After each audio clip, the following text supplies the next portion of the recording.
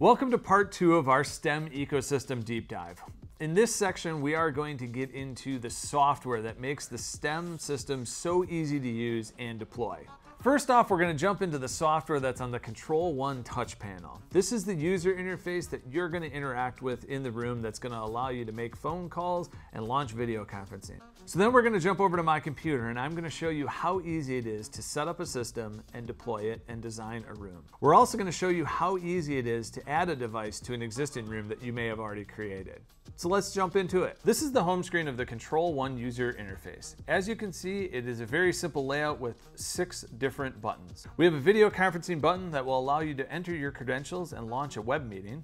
There's a dialer that will allow you to tie into your SIP phone system and make audio calls using your STEM microphones. The ecosystem button will allow you to design and deploy rooms. We'll get back to this in a little bit. The Stats tab gives us real-time information about all of the STEM microphones deployed in your system. It gives you usage, uptime, event logs, and even call logs, making it easy to find out the information that you might need. In the Settings tab, you can accomplish some of the easy tasks that you might need to do with your room, including scheduled restarts, scheduled testing, firmware updates, and more. The Quick Start tab allows you to add a STEM microphone to an existing room that you have designed through a simple wizard. As you can see, the Control 1 makes it easy to launch a call, manage your systems, or deploy a room from an easy-to-use interface.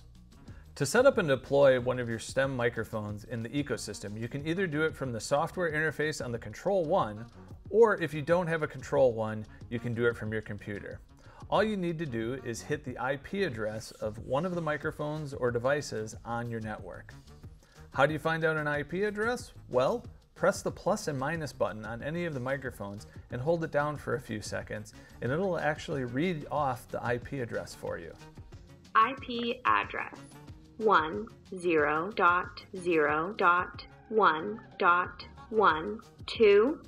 If we go to the Ecosystem tab, we can create a room. So let's go ahead and add a room. We're going to call this Test Room. We can go ahead and add devices. When I click Add Device, it's going to show me all of the STEM audio devices that are online right now. So in our test room, let's add the conference room control, the hub, and the wall unit. If we click the check mark, it's going to pair that and associate it with the room. Once you've added the devices to your room, you can click the Room Adapt button. This is going to use a series of test tones to calibrate the microphones for your environment. To add a device to an existing room that you've already set up, you can use the Quick Start tab. If you click on this and follow the easy-to-use prompts, it'll allow you to add a device in no time at all. So let's go ahead and add the table mic to the existing room that we just set up. If we click the next button, it's going to make sure that all of our units are connected to the network, and it'll allow me to select a unit that I want to add to the room. So we are going to take our table mic. We can ping that unit to make sure that we're selecting the correct microphone that we want to add, and hit Next. We can name that mic, we'll call that Table, and then we can add it to an existing room, which was the room we created before, which was called Test Room. As simple as that, we've added that to our existing room setup.